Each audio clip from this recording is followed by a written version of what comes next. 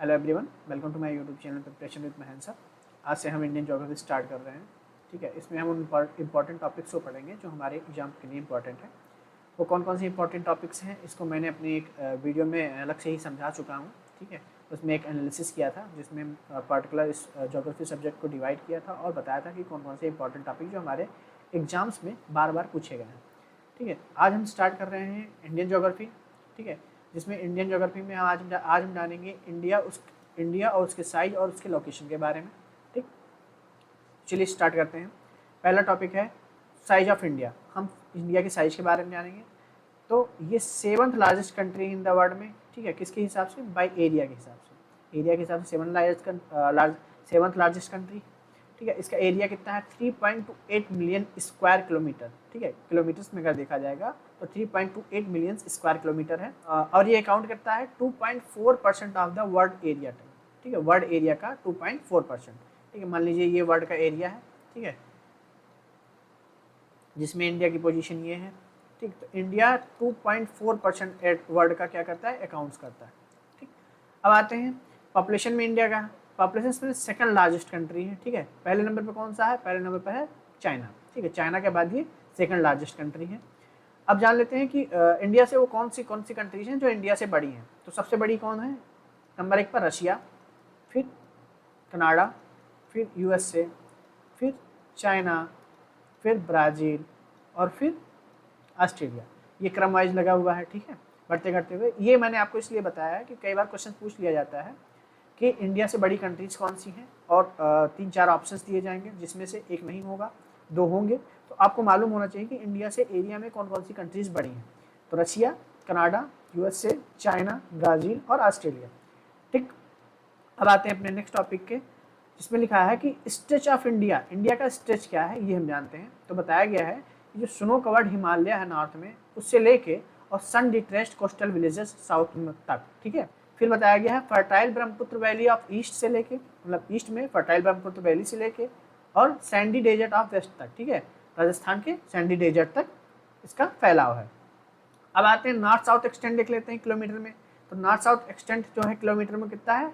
3214 kilometre. ठीक, और east west expanse क्या है? 2933 किलोमीटर।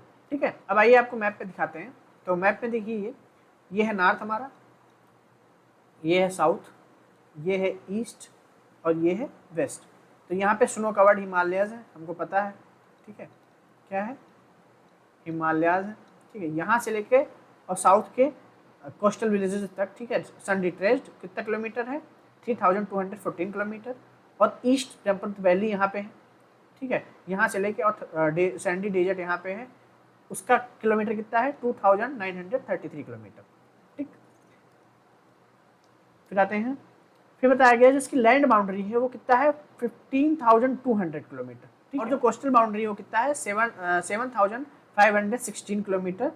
ठीक है, जिसमें मेनलैंड भी है और आइसलैंड्स के पार्ट भी हैं। ठीक है, जैसे कि यहाँ पे लक्षद्वीप है, देख लीजिए, यहाँ पे अंडमान निकोबार है, तो इनकी भी कुछ कोस्टल बाउंड्रीज हैं, उनको इंक्लूड करके इतना है 7,516 किलोमीटर। ठीक है, तो आइए देख लेते हैं कि लैंड बाउंड्रीज में इन्होंने किस प्रकार से काउंट किया है, उसको भी देख लेते हैं जिससे एक हमारा आइडिया रहे। तो ये जो बाउंड्री है, जो ये जिससे लैंड कनेक्टेड है, ठीक है, जिसमें ओशियन नहीं कनेक्टेड है, वो ये कितना है? ये 15,200 किलोमीटर है। ठीक, और उसी प्रकार से जो ये बाउंड्री है जिसमें कोस्टल एरिया, जिसमें ओशियंस कनेक्टेड है, ठीक है, और जिसमें कुछ ये अंडमान निकोबार और ये लक्षद्वीप के भी आता है। ठीक है, ये कितना है? ये 7,516.6 किलोमीटर। ठीक, अब आते हैं अपने नेक्स्ट टॉपिक पे, जो कि है कि लैटिट्यूडनल लॉन्गिट्यूडनल एक्सटेंट कितना है। तो लैटिट्यूडनल लॉन्गिट्यूडनल एक्सटेंट जाने से पहले इंडिया के हमें ये जानना होगा कि लैटिट्यूड और लॉन्गिट्यूड होता क्या है, क्योंकि उसमें बहुत सारे स्टूडेंट को कन्फ्यूजन होता है। तो हम उसको जानने की कोशिश करते हैं। मान लीजिए ये हमारा वर्ल्ड का मैप है। ठीक है, तो इस मैप में लोकेशंस को जानने के लिए हमारे जो ज्योग्राफर थे उन्होंने क्या किया है? कुछ इमेजिनरी लाइनें से इसको डिवाइड किया, जिससे हम आसानी से एक्सेस कर सके पूरे मैप में किसी भी लोकेशन को। ठीक है, जैसे इंडिया का लोकेशन जानना है तो हम उस इमेजिनरी लाइनों से जान सकते हैं। अब वो इमेजिनरी लाइनें है किस प्रकार से, उसके बारे में जान लेते हैं। तो जो हॉरिजेंटल लाइनें हैं, ठीक है, कुछ हॉरिजेंटल लाइनें लिया गया है और कुछ वर्टिकल लाइनें। तो पहले हम हॉरिजेंटल लाइन के बारे में जान लेते हैं। हॉरिजेंटल लाइन जो वर्ल्ड मैप को बीचों बीच से डिवाइड करता है उसको हम 0 डिग्री कहते हैं, ठीक है, उसको हम इक्वेटर के नाम से भी जानते हैं, ठीक। और इन्हीं हॉरिजेंटल लाइनों को हम क्या कहते हैं, लैटिट्यूड कहते हैं। क्या कहते हैं, लैटिट्यूड कहते हैं, ठीक। और ये क्या करती हैं, ये और ये क्या करती हैं, ये हमारे जो वर्ल्ड मैप है उसको क्या करती है, नॉर्थ और साउथ में डिवाइड करती हैं, साउथ जोन्स में डिवाइड करती हैं, ठीक है। यानी 0 डिग्री इक्वेटर के ऊपर का जो भाग है वो किस में आएगा, वो नॉर्थ डायरेक्शन, नॉर्थ जोन में आएगा, नॉर्थ जोन में आएगा, और जो नीचे का भाग है उसके किस में आएगा, साउथ जोन में आएगा। फिर उसी प्रकार से देखा जाए तो कुछ वर्टिकल लाइन भी हैं, ठीक है। तो अगर वर्ल्ड मैप को बीचों बीच से करेंगे तो ये 0 डिग्री की वर्टिकल लाइन आती है, जिनको हम क्या कहते हैं, लॉन्गिट्यूड भी कहते हैं। क्या कहते हैं, लॉन्गिट्यूड कहते हैं, ठीक है। ये क्या करती हैं, इनका काम होता है, ये ईस्ट और वेस्ट में डिवाइड करती हैं वर्ल्ड मैप को, ठीक है। इस लॉन्गिट्यूड के इधर वाला जो पार्ट है वो ईस्ट होगा, ये पूरा पार्ट ईस्ट होगा, और वैसे वेस्ट का ये पूरा पार्ट लॉन्गिट्यूड 0 डिग्री लॉन्गिट्यूड के इधर वाला पार्ट जो पूरा वेस्ट का है वो क्या होगा, वेस्ट होगा, ठीक है। तो उनका काम ये होता है। अब बहुत सारे बच्चों को ये कंफ्यूजन होती है, कौन से भूल जाते हैं कि कंफ्यूज जाते हैं लैटिट्यूड और लॉन्गिट्यूड किसे कहा जाता है। तो इसको सिंपली हम ऐसे जानेंगे, लेटी हुई लाइन यानी हॉरिजॉन्टल लाइन उनको हम लैटिट्यूड कहते हैं, लॉन्ग यानी कि खड़ी हुई लाइन, ठीक है, या वर्टिकल लाइन उनको हम लॉन्गिट्यूड कहते हैं। ये हम जान गए। अब आते हैं, देखते हैं कि इंडिया कहाँ पे है इसमें। तो इंडिया कहाँ पे है, इंडिया का पोजीशन यहाँ पे है, ठीक है। तो ये इंडिया है। अभी इसको हम जूम करके भी देखेंगे। तो अब ये किस जोन में आ रहा है, ये तो पहले आ रहा है लैटिट्यूड के हिसाब से नॉर्थ जोन में आ रहा है, ठीक है, क्योंकि नॉर्थ उसमें है। फिर लॉन्गिट्यूड के हिसाब से ईस्ट में आ रहा है, तो इसकी पोजीशन क्या मानेंगे, नॉर्थ ईस्ट पोजीशन मानेंगे। तो जो इसका लॉन्गिट्यूडनल और लैटिट्यूडनल एक्सटेंड होगा तो क्या होगा, नॉर्थ और ईस्ट एक्सटेंड होगा। तो आइए अब समझने की कोशिश करते हैं, ठीक है। तो इसमें यहाँ बताया गया है कि जो लैटिट्यूडनल एक्सटेंट है वो कितना है, 8.4 डिग्री नॉर्थ से लेके 37.6 डिग्री नॉर्थ तक, और लॉन्गिट्यूडनल एक्सटेंट क्या बताया गया है, 68.7 डिग्री ईस्ट से लेके 97 डिग्री 25 मिनट्स ईस्ट तक, ठीक है। आइए मैप पे समझने की कोशिश करते हैं। तो ये देखिए यहाँ 8.4 डिग्री लिखा हुआ है, ठीक है, ये 8 डिग्री क्या है, लैटिट्यूड है, ठीक। और ये 8.4 डिग्री से लेके कितना तक है, 37.6 डिग्री नॉर्थ लैटिट्यूड तक है। ये भी नॉर्थ में, ये भी नॉर्थ में, क्योंकि लैटिट्यूड के हिसाब से नॉर्थ में है। और उसी प्रकार से 97.5 डिग्री ईस्ट से लेके 25 डिग्री ईस्ट से लेके ये 68.7 डिग्री ईस्ट तक है। ये किस है, क्योंकि लॉन्गिट्यूडनल डिवाइड के हिसाब से ये हमारे ईस्ट जोन में आता है, ठीक है। तो इस प्रकार से हमने इसको देख लिया। अब आता है कि जो ट्रॉपिक ऑफ कैंसर है 23 डिग्री 30 मिनट्स नॉर्थ में, ठीक है, वो हमारे क्या करता है, इंडिया को क्या करता है, 2 हाफ्स में डिवाइड कर देता है। तो आइए इंडिया मैप के हिसाब से देखते हैं, ट्रॉपिक ऑफ कैंसर कहाँ पे आप इंडिया का, ये इसका इसकी डिग्री क्या है, 23 डिग्री 30 डिग्री नॉर्थ, ठीक है, नॉर्थ में पड़ता है।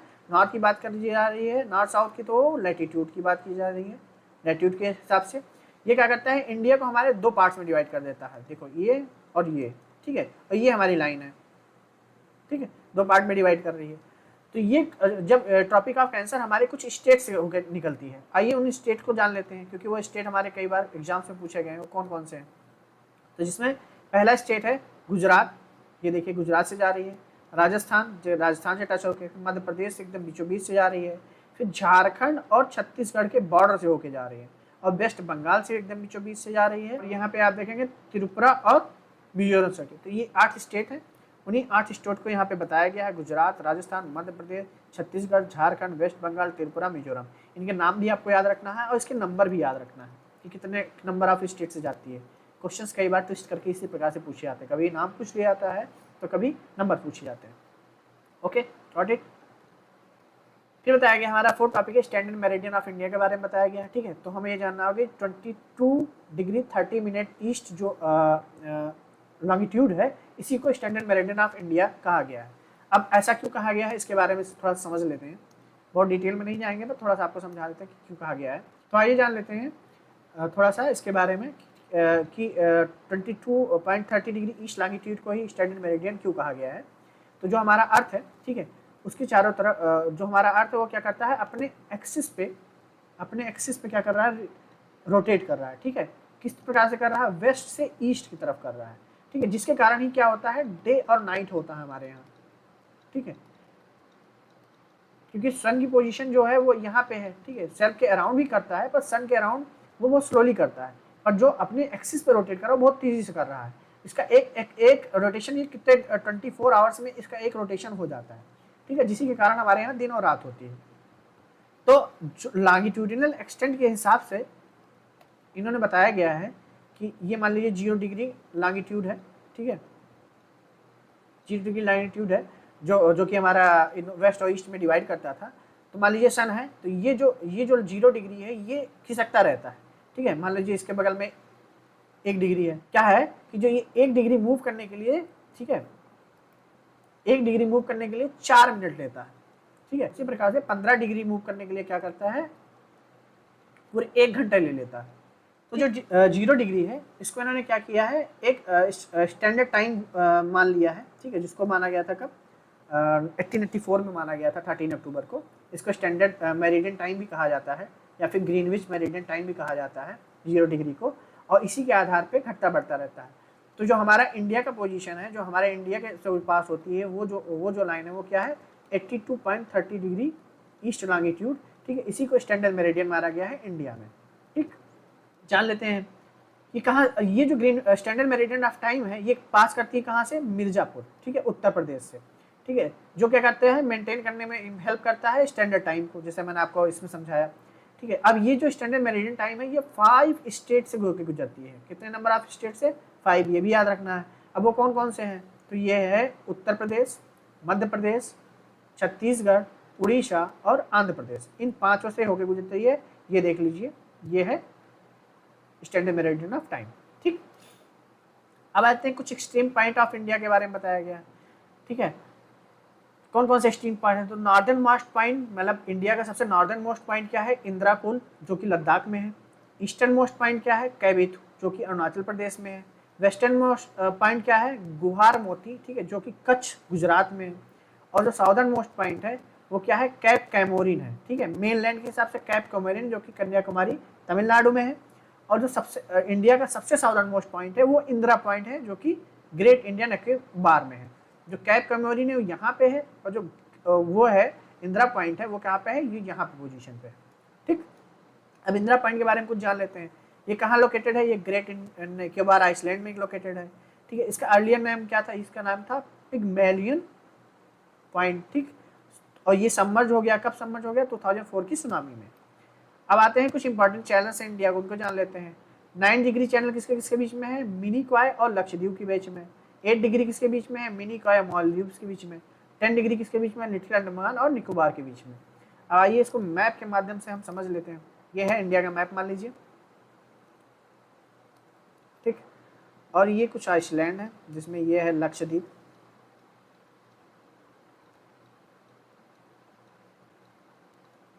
ठीक, ये लक्षद्वीप आइसलैंड है। ये है मिनिकॉय, और ये है मालदीव्स। और इनको क्रॉस करने वाली कुछ चैनल्स हैं, जो 8 डिग्री चैनल्स है। ठीक है, वो किसके किसके, ये 8 डिग्री चैनल है। ये देखिए, मिनिकॉय मालदीव्स को डिवाइड करने वाली कौन सी है, बीच कौन है, 8 डिग्री चैनल्स है। 9 डिग्री चैनल कौन सी हैं, मिनिकॉय और लक्षद्वीप। मिनिकॉय और लक्षद्वीप के बीच में 9 डिग्री चैनल्स है। उसी प्रकार से यहाँ पे 2 आइसलैंड है, एक है निकोबार, एक है अंडमान। ठीक है, और इनके बीच का जो ये कौन सा है, ये है अंडमान, और ये क्या है, ये है निकोबार। ठीक, और इनके बीच का जो चैनल है उसको क्या कहते हैं, 10 डिग्री चैनल कहते हैं। ठीक, तो ये कुछ इंपॉर्टेंट चैनल्स हैं जिनके बारे में हमें जानना होता है। तो 9 डिग्री, 8 डिग्री और 10 डिग्री। ओके, अब पॉलिटिकल डिवीजन के बारे में इंडिया के जान लेते हैं। तो बताया गया है इंडिया का जो पॉलिटिकल डिवीजन 28 स्टेट और 8 यूनियन टेरिटरी में है। ये बदलता भी रहता है, पर अभी प्रेजेंट टाइम में क्या है, 28 स्टेट्स हैं और 8 यूनियन टेरिटरी हैं। तो ये कुछ स्टेट और उसके कैपिटल के नाम दिए गए हैं जिसको आप पढ़ सकते हैं, पर इसमें हम सिर्फ इम्पॉर्टेंट पढ़ेंगे। जो रिसेंट में जो सबसे रिसेंट स्टेट है वो कौन सा है, तेलंगाना है, ठीक है। 24 नंबर पे जो लिखा हुआ है, ये कब बना है, 26/2014 में बना है। इसकी कैपिटल क्या है, हैदराबाद है, ठीक है। इसके बारे में जान लेते हैं, और कुछ रिसेंट बने हुए यूनियन टेरेटरी के बारे में जान लेते हैं, जैसे कि वो लद्दाख जो 31 अक्टूबर 2019 को बना है, इसकी कैपिटल लेह है। जम्मू कश्मीर, ठीक है, ये भी उसी टाइम बना 31 अक्टूबर 2019 में, इसकी भी कैपिटल क्या है, श्रीनगर है, ठीक है। अब आते हैं इंडिया को कुछ जोन्स में डिवाइड किया गया, उनके बारे में जान लेते हैं। कितने जोन्स में, 6 जोन्स में डिवाइड किया गया है। हम जान लेते हैं, कई बार क्वेश्चन पूछ लिया जाता है कि नॉर्थ जोन में आने वाले स्टेट कौन कौन से हैं, ठीक है, या फिर सेंट्रल जोन में आने वाले स्टेट्स कौन कौन से हैं, ठीक है। तो नॉर्थ रीजन में या नॉर्थ जोन में आने वाले स्टेट कौन कौन से हैं, जम्मू कश्मीर, लद्दाख, पंजाब, चंडीगढ़, हरियाणा, दिल्ली और राजस्थान। ये इतने स्टेट्स को उसमें आते हैं, ये आते हैं नॉर्थ जोन में, ठीक। इसी प्रकार से हम देख लेते हैं कि ईस्टर्न जोन में आने वाले स्टेट कौन से हैं, बिहार, झारखंड, उड़ीसा, वेस्ट बंगाल, ठीक। तो ईस्टर्न जोन में कौन से, बिहार, झारखंड, उड़ीसा और वेस्ट बंगाल, ये 4 स्टेट किस में आते हैं, ये आते हैं ईस्टर्न जोन में या ईस्टर्न रीजन में, ठीक। उसी प्रकार से वेस्टर्न जोन में आने वाले स्टेट्स का नाम देते हैं, गुजरात, महाराष्ट्र, गोवा, दादर नगर हवेली एंड दमन दीव। तो गुजरात, महाराष्ट्र, गोवा, दादर नगर हवेली और दमन दीव, ये आते हैं हमारे वेस्टर्न जोन में, okay, got it. Then moving to our next zone जो कि है सेंट्रल रीजन, ठीक है। सेंट्रल रीजन में आने वाले मध्य प्रदेश, छत्तीसगढ़, उत्तर प्रदेश, उत्तराखंड, ठीक है। कौन कौन से हैं, मध्य प्रदेश, उत्तर प्रदेश, उत्तराखंड और छत्तीसगढ़। ये स्टेट किस में आते हैं, ये आते हैं सेंट्रल रीजन, यानी कि हमारा उत्तर प्रदेश किस में आता है, सेंट्रल रीजन में आता है, तो सेंट्रल जोन में आता है। फिर उसी प्रकार से कुछ साउदर्न रीजन की स्टेट देख लेते हैं, कर्नाटका, केरला, तमिलनाडु, आंध्र प्रदेश, तेलंगाना, पुदुचेरी, अंडमान निकोबार और लक्षद्वीप, ठीक है। कौन कौन से, कर्नाटका, केरला, तमिलनाडु, आंध्र प्रदेश, ठीक है, तेलंगाना, पुदुचेरी और अंडमान निकोबार और लक्षद्वीप, ये सारे किस में आ रहे हैं, साउदर्न जोन में आ रहे हैं या साउदर्न रीजन में आते हैं, ओके, गॉट इट। फिर moving to our next north eastern regions के देख लेते हैं। नॉर्थ ईस्टर्न रीजन में सिक्किम, असम, मेघालय, अरुणाचल प्रदेश, मणिपुर, नागालैंड, मिजोरम, त्रिपुरा, इसमें आने वाले स्टेट्स सिक्किम, असम, ठीक, मेघालय, अरुणाचल प्रदेश, नागालैंड, मणिपुर, मिजोरम, ठीक है, त्रिपुरा, ये सारे किस में आते हैं, ये आते हैं नॉर्थ ईस्टर्न रीजन में आते हैं, ईस्टर्न जोन या रीजन में आते हैं, ओके। यहीं पे हमारा टॉपिक खत्म होता हुआ है, ठीक है। तो थैंक यू एवरीवन, मिलते हैं अपने नेक्स्ट वीडियो में, तब तक के लिए जय हिंद।